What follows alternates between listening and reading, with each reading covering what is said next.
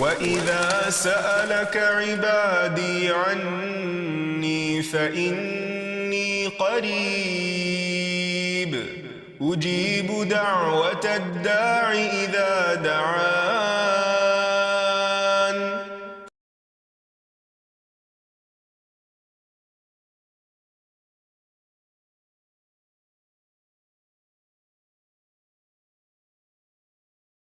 نحمده ونصلي على رسوله الكريم اما بعد فاعوذ بالله من الشيطان الرجيم بسم الله الرحمن الرحيم رب اشرح لي صدري ويسر لي امري واحلل عقدة من لساني يفقهوا قولي.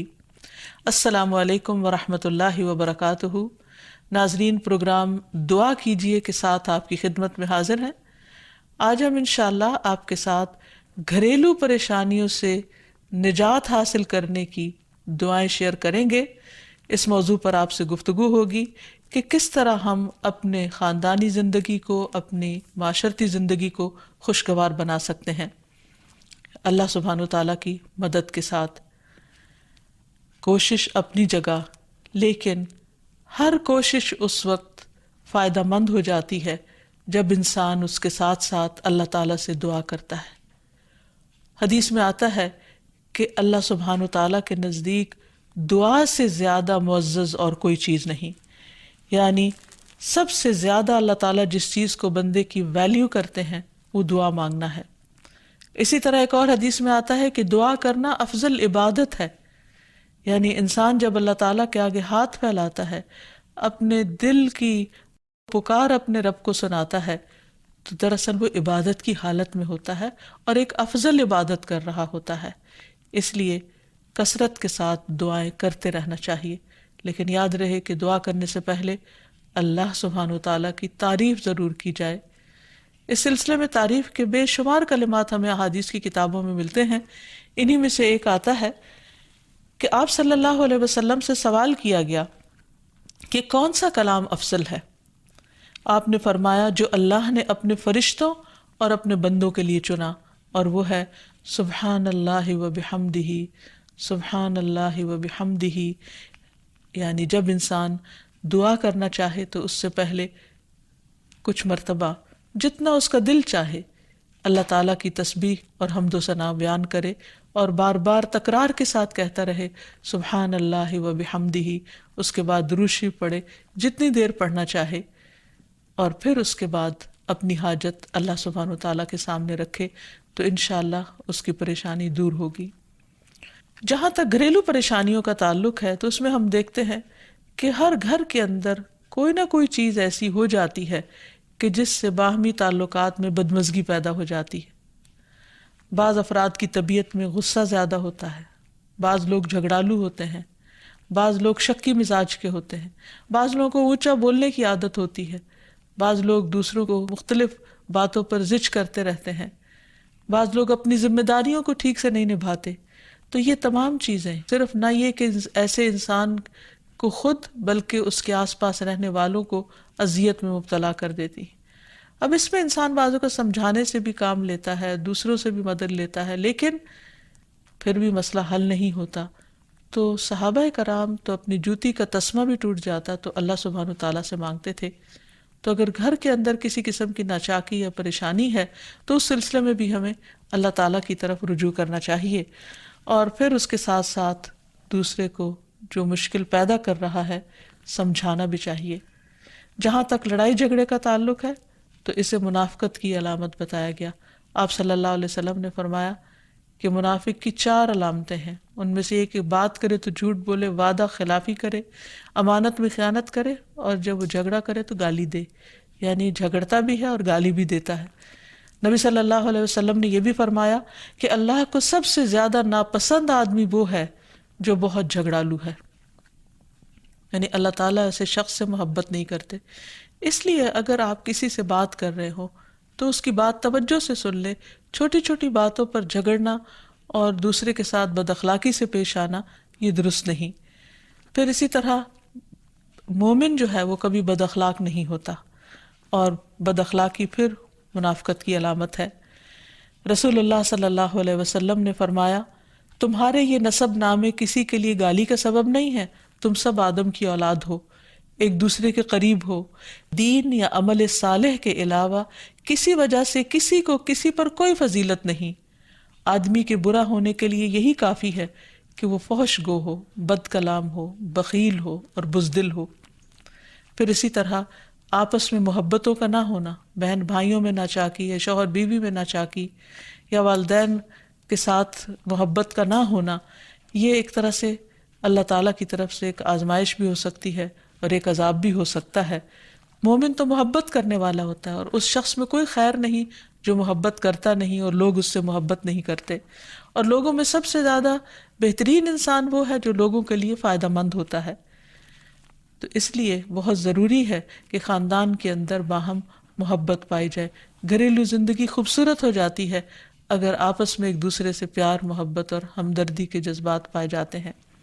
پھر اسی طرح بعض اوقات گھریلو زندگی میں بدگمانیاں بہت تکلیف دیتی ہیں، یا گھر کے کچھ افراد سنی سنائی باتوں پر یقین کرتے ہوئے دوسروں کے خلاف بدگمانی پال لیتے ہیں، تو اس سے بھی پرہیز کرنے کی ضرورت ہے۔ اسی طرح گھریلو پریشانیوں میں گھر کا تنگ ہونا بھی ایک عذاب کی شکل ہے۔ اس لیے نبی صلی اللہ علیہ وسلم نے ہر وضو کرنے کے بعد جو دعا سکھائی، اس میں خاص طور پر یہ دعا آتی ہے کہ اے اللہ میرے گھر میں وسعت پیدا کر دے، یعنی ایک تو دلوں میں وسعت ہو اور دوسرا یہ ہے کہ جگہ بھی کشادہ ہو۔ رسول اللہ صلی اللہ علیہ وسلم نے فرمایا 3 چیزیں بدبختی میں سے ہیں۔ عورت جب تو اسے دیکھے تو وہ تجھ کو بری لگے اور وہ تجھ پر اپنی زبان چلائے، اور اگر تو اس سے غائب ہو تو وہ اپنے نفس کی اور تیرے مال کی حفاظت نہ کرے۔ دوسرے، مریل سواری کہ اگر تو اسے مارے اور چلائے تو تجھ کو تھکا دے، اور اگر اسے چھوڑ دے تو تجھے جلد تیرے ساتھیوں تک نہ پہنچائے، اور ایسا گھر جو تنگ اور کم سہولتوں والا ہو۔ تو اس لیے اگر انسان ایسی کسی تکلیف میں مبتلا ہے تو اس کا حل بھی یہی ہے کہ کوشش کے ساتھ ساتھ انسان دعا کرے۔ اسی طرح خرچ میں کمی، وسائل میں کمی، مال میں کمی، یہ تمام چیزیں بھی عموماً گھروں کے اندر جھگڑے پیدا کر دیتی ہیں۔ کھانے پینے کی قلت، بنیادی ضروریات کا پورا نہ ہونا، تو ایسی صورت میں بھی انسان اللہ تعالیٰ کی طرف رجوع کرے، اور اس کے لیے ساتھ ہی کوشش بھی ضروری ہے۔ کوشش میں سب سے پہلے تو یہ کہ انسان لڑائی جھگڑا چھوڑے، صبر و ضبط کی عادت ڈالے، برداشت اور تحمل کی عادت اپنے اندر پیدا کرے، اپنے اخلاق کو بہتر بنائے۔ ایک حدیث کے مطابق اللہ سبحانہ وتعالیٰ جب کسی گھرانے پر خیر و برکت نازل فرمانا چاہتے ہیں تو اس گھر والوں کے اندر نرمی پیدا کر دیتے ہیں، اور ایک اور حدیث میں یہ بھی آتا ہے کہ جو نرمی سے محروم کر دیا گیا وہ ہر خیر و بلائی سے محروم کر دیا گیا۔ تو اس لیے گھر کے ہر فرد کو اپنے اپنے رویے پر غور کرتے ہوئے اپنے اخلاق کی اصلاح کرنے کی ضرورت ہے، اور دوسروں سے توقعات زیادہ رکھنے کی بجائے اپنا طرز عمل اچھا کرنے کی ضرورت ہے۔ اور گھر والوں کے ساتھ بہترین ہونا نبی صلی اللہ علیہ وسلم کی سنت ہے۔ آپ نے فرمایا تم میں سے بہتر وہ ہے جو اپنے گھر والوں کے لیے بہتر ہو، اور میں تم سب کی نسبت اپنے گھر والوں کے حق میں اچھا ہوں۔ یعنی آپ نے اپنی مثال دی کہ میں سب سے اچھا سلوک اپنے گھر والوں سے کرتا ہوں، تو تمہیں بھی اگر اچھا بننا ہے تو ایسا ہی کرنا ہوگا۔ پھر اسی طرح گھر والوں کو زیادہ سے زیادہ فائدہ پہنچانا۔ حسن بصری سے مروی ہے کہ اللہ تعالیٰ کے نزدیک پسندیدہ بندے وہ ہیں جو اپنے اہل و عیال کو سب سے زیادہ نفع دینے والے ہیں۔ پھر اسی طرح پیار و محبت سے رہنا۔ اگر لڑائی جھگڑا ہو بھی جائے یا کوئی غلط فہمی پیدا بھی ہو جائے تو اس وقت خاموشی اختیار کر لینا، مناسب وقت کا انتظار کر کے اس غلط فہمی کو دور کرنا ضروری ہے۔ پھر اسی طرح اللہ سبحانہ وتعالیٰ نے گھریلو زندگی کو خوشگوار بنانے کے لیے جو بہترین ہدایت ہمیں قرآن مجید میں دی ہے وہ ہے عفو و درگزر سے کام لینا۔ اللہ تعالیٰ فرماتے ہیں یا ایہا الذین آمنوا ان من ازواجکم و اولادکم عدوا لکم فاحذروہم وَإِن تَعْفُوا وَتَصْفَحُوا وَتَغْفِرُوا فَإِنَّ اللَّهَ غَفُورٌ رَّحِيمٌ۔ إِنَّمَا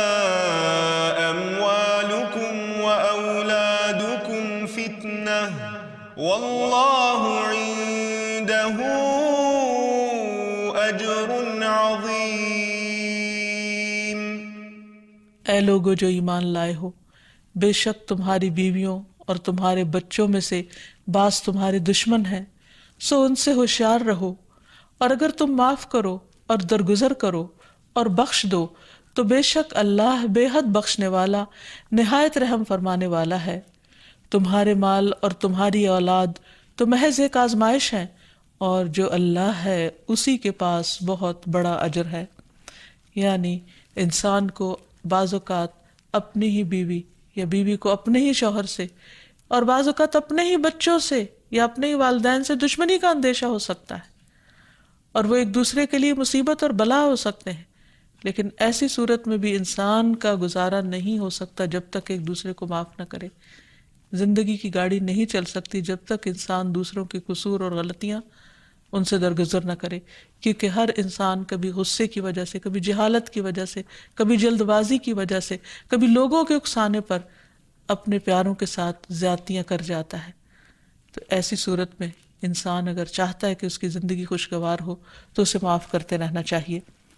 نبی صلی اللہ علیہ وسلم کے اخلاق کے بارے میں جب پوچھا گیا تو حضرت عائشہ کہتی ہیں کہ آپ طعن و تشنیع کرنے والے نہ تھے، یعنی طعنے نہیں دیتے تھے، یعنی اگر کسی سے غلطی ہو جاتی تو اسے بار بار یاد نہیں کراتے تھے، فحش کام نہیں کرتے تھے، بازاروں میں چیخنے والے اور برائی کا بدلہ برائی سے دینے والے نہ تھے، بلکہ معاف کرنے والے اور درگزر کرنے والے تھے۔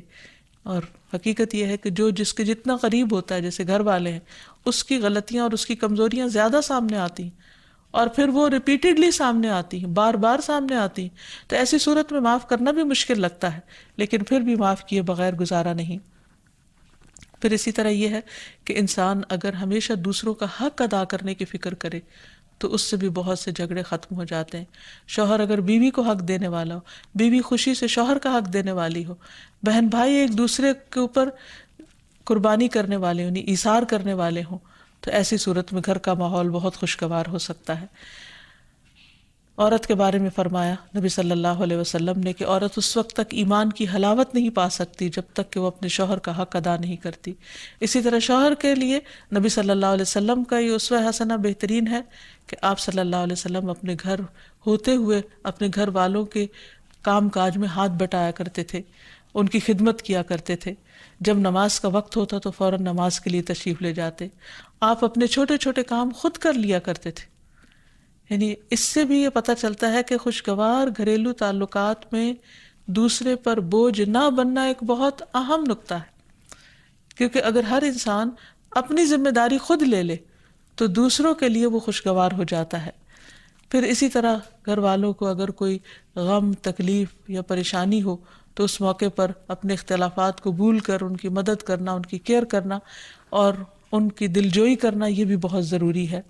اور حتی الوسع گھر کا ماحول خوشگوار رکھنا چاہیے، ایک دوسرے کا احساس کرتے ہوئے اور ایک دوسرے کے کاموں میں عیب نہ نکالتے ہوئے اور ایک دوسرے کو اپریشیٹ کرتے ہوئے، ایک دوسرے کی اچھی خوبیوں کو اور اچھی باتوں کی تعریف کرتے ہوئے، اور اسی طرح بعض اوقات اپنی خواہشات کو پیچھے کرتے ہوئے، کیونکہ اگر ہر انسان یہ چاہے کہ زندگی اس کے مطابق، کیونکہ اگر ہر انسان یہ چاہتا ہو کہ ہر کام گھر میں اس کی مرضی کے مطابق ہو تو یہ ممکن نہیں۔ بہت سے گھروں میں ساس بہو کا جھگڑا کس بنا پر ہوتا ہے، یا آپس میں قریبی رشتوں کا جھگڑا اور فتنہ فساد کس وجہ سے ہوتا ہے؟ کیونکہ ہر شخص یہ چاہتا ہے کہ گھر کا نظام اس کی مرضی کے مطابق ہو، حالانکہ ایسا ہونا ممکن نہیں۔ تو اس لیے ہر انسان کو اپنی رائے بھی دینی چاہیے، لیکن دوسروں کی رائے کا بھی احترام کرنا چاہیے، اپنی ضرورت بھی پوری کرنی چاہیے، لیکن اس کے ساتھ ساتھ دوسروں کی ضروریات کا بھی خیال کرنا چاہیے۔ پھر اسی طرح بہت سے معاملات میں قناعت اختیار کرنی چاہیے، کیونکہ یہ زندگی بذات خود ایک امتحان ہے، اور اصل عیش و عشرت کی جگہ جنت ہے، دنیا نہیں، یا دنیا کا گھر نہیں۔ تو اس لیے ضروری ہے کہ مشکل حالات میں انسان اپنے عزیزوں کا، پیاروں کا، گھر والوں کا ساتھ دے، ان کی مدد کرے. مثلا شوہر کے اگر معاشی حالات تنگ ہیں تو بیوی ناجائز مطالبات نہ کرے. اسی طرح اگر بیوی بیمار ہے تو شوہر اس سے بہت زیادہ گھر کے کام کا مطالبہ نہ کرے. تو ایک دوسرے کے حالات کی رعایت کرتے ہوئے اگر انسان ایک دوسرے سے توقعات رکھے تو اس سے بھی حالات بہت خوشگوار ہو سکتے ہیں. اور پھر یہ کہ ہمیشہ دوسروں کی چھوٹی چھوٹی ایفرٹ پر ان کے لیے شکر گزاری کے جذبات ہونے چاہیے. مثلاً اگر کوئی آپ کو گھر میں پانی پلا دے تو آپ اس پر بھی شکریہ بولیں. ہم عام طور پر اگر گھر سے باہر کہیں ہوتے ہیں اور کوئی ہمارے ساتھ تھوڑے سا بھی احسان کا معاملہ کرے تو ہم اس کے احسان کو مانتے ہیں، لیکن گھر والوں کا احسان ماننا ایک مشکل کام لگتا ہے. تو اس لیے اگر ہم چاہتے ہیں کہ گھریلو زندگی خوشگوار ہو تو اس میں گھر والوں کے احسان کو بھی ماننا ضروری ہے. اور پھر چھوٹی چھوٹی اذیتوں کو بہت مینشن نہیں کرنا چاہیے، ان کا ذکر نہیں کرنا چاہیے، ان پر صبر کرنا چاہیے. تو جو شخص شکر اور صبر سے کام لیتا ہے اس کی زندگی لازماً خوشگوار ہوتی ہے. لیکن اس کے باوجود بھی اگر گھریلو زندگی میں تنگی ہو، تکلیف ہو، آپس کی ناچاکی ہو، دشمنی ہو، پریشانی ہو، بہت بے چینی ہو، تو پھر اللہ سبحانہ وتعالیٰ ہی کی طرف رجوع کرنا چاہیے. کیونکہ قرآن مجید میں آتا ہے وَإِن يُرِدْكَ بِخَيْرٍ فَلَا رَادَّ لِفَضْلِهِ يُصِيبُ بِهِ مَن يَشَاءُ مِنْ عِبَادِهِ وَهُوَ الْغَفُورُ الرَّحِيمُ. اور اگر اللہ تجھ سے کوئی بھلائی کرنا چاہے تو کوئی اسے ٹالنے والا نہیں. وہ اپنے بندوں میں سے جسے چاہے فضل سے نوازتا ہے اور وہ بخشنے والا اور رحم کرنے والا ہے. تو اس لیے چھوٹی چھوٹی تکلیفوں پر بھی فوراً اللہ کا ذکر، اللہ کی یاد، اللہ کی تسبیح انسان کے دل کو سکون بخش دے. اور نبی صلی اللہ علیہ وسلم نے خصوصاً اپنی پیاری بیٹی فاطمہ رضی اللہ تعالی عنہا کو جب وہ گھر کے کام کاج کر کے تھک جاتی تھی، کیونکہ اپنے ہاتھ سے چکی پیستی، اپنے ہاتھ سے آٹا گوندتی، اپنے ہاتھ سے اپنے گھر کے کام کاج کرتی، بچوں کو لک آفٹر کرتی، تو بہت تھک جاتی تھی. اور اسی تھکاوٹ کی وجہ سے انہوں نے ایک دفعہ نبی صلی اللہ علیہ وسلم کے پاس جب کچھ قیدی آئے تو خادم کا مطالبہ کیا، لیکن آپ صلی اللہ علیہ وسلم نے ان کو خادم دینے کی بجائے یہ تسبیحات سکھائی اور فرمایا کہ جب تم اپنے بستر پر جانے لگو تو 33 بار سبحان اللہ، 33 بار الحمدللہ اور 34 بار اللہ اکبر پڑھ لیا کرو. اور اسی لیے یہ تسبیحات فاطمہ کے نام سے بھی معروف ہیں. تو رات کو خاص طور پر بستر پر لیٹ کر یہ تسبیحات ضرور پڑھ لینی چاہیے، کیونکہ یہ گھریلو کام کاج کی تھکاوٹ کا بہترین علاج ہے اور خادم کی جگہ کفایت کرنے والی دعائیں ہیں. پھر اسی طرح گھر میں وسعت اور کشادگی کی دعا، اللہم اغفر لی ذنبی ووسع لی فی داری وبارک لی فی رزقی. اے اللہ میرے گناہ معاف کر دے، میرے گھر میں وسعت پیدا کر دے اور میرے رزق میں برکت عطا کر دے. پھر اسی طرح چھوٹی چھوٹی پریشانیوں کے سلسلے میں مثلاً بچے کو چوٹ لگ گئی یا اچانک کسی وبائی مرض کا کوئی شکار ہو گیا تو علاج معالجے کے ساتھ ساتھ دعا کرنا ضروری ہے. مثلاً گھر والوں میں سے اچانک کسی کو کوئی ایسی بیماری آ گئی، کوئی سٹروک ہو گیا یا ہارٹ اٹیک ہو گیا تو سارے گھر والے پینک ہو جاتے ہیں. ایسی صورت میں پریشانی کا صرف اظہار کرتے رہنے سے اور غمگین رہنے سے مریض کی مدد نہیں کی جا سکتی. تو اس موقع پر اللہ تعالیٰ سے دعا کرنی چاہیے. اور ایک بہت خوبصورت دعا جو نبی صلی اللہ علیہ وسلم نے حضرت اسماء بنت امیس کو سکھائی تھی کہ آپ نے فرمایا کیا میں تمہیں ایسے کلمات نہ سکھاؤں جن کو تم پریشانی کے وقت پڑھا کرو. اور وہ کلمات ہیں اللہ اللہ ربی لا اشرک بہ شیئا. اللہ ہی میرا رب ہے، میں اس کے ساتھ کسی چیز کو شریک نہیں بناتی. اور آخر میں یہ کہ گھر والوں کی باہمی محبت اور الفت اور تعلقات کی بہتری کی دعا کرنی چاہیے جو پیارے نبی صلی اللہ علیہ وسلم نے ہمیں سکھائی ہے. وہ دعا ہے اللہم الف بین قلوبنا واصلح ذات بیننا واہدنا سبل السلام ونجنا من الظلمات الى النور وجنبنا الفواحش ما ظہر منها وما بطن وبارک لنا فی اسماعنا وابصارنا وقلوبنا وازواجنا وذریاتنا وتب علینا انک انت التواب الرحیم واجعلنا شاکرین لنعمتک مثنین بها قابلیہا واتمہا علینا. اے اللہ ہمارے دلوں میں الفت پیدا فرما دے اور ہمارے آپس کے معاملات کی اصلاح کر دے. ہمیں سلامتی کے راستوں کی رہنمائی فرما اور ہمیں اندھیروں سے نجات دے کر نور کی طرف لے آ. اور ہمیں تمام ظاہری اور چھپی بدکاریوں سے محفوظ رکھ۔ ہمارے کانوں اور ہماری آنکھوں اور ہمارے دلوں اور ہماری گھر والیوں اور ہمارے بچوں میں برکتیں عطا فرما۔ ہماری توبہ قبول فرما، بلا شبہ تو بہت زیادہ توبہ قبول کرنے والا اور رحمت کرنے والا ہے۔ ہمیں اپنی نعمتوں کا شکر ادا کرنے والا بنا اور ان کی تعریف کرنے والا اور ان کو قبول کرنے والا بنا دے۔ ان نعمتوں کو ہم پر کامل فرما دے، یعنی ان نعمتوں کو ہم پر تمام کر دے۔ تو کس قدر جامع اور خوبصورت دعا ہے جو نبی صلی اللہ علیہ وسلم نے ہمیں سکھائی۔ گھریلو زندگی کو خوشگوار بنانے کے لیے ان دعاؤں کو پڑھتے رہنا چاہیے، یاد کر لینا چاہیے، قبولیت کے مواقع پر پڑھنا چاہیے۔ اگر زبانی یاد نہ بھی ہو تو دیکھ کر پڑھ لینا چاہیے، اور اگر ان کا ترجمہ نہ آتا ہو تو اردو میں پڑھنے میں بھی کوئی حرج نہیں، لیکن اللہ تعالیٰ سے مانگتے رہیے کیونکہ ساری مشکلات کا حل صرف اسی کے پاس ہے۔ وآخر دعوانا ان الحمد للہ رب العالمین۔ السلام علیکم ورحمۃ اللہ وبرکاتہ۔ ولم أكن بدعائك رب شقيا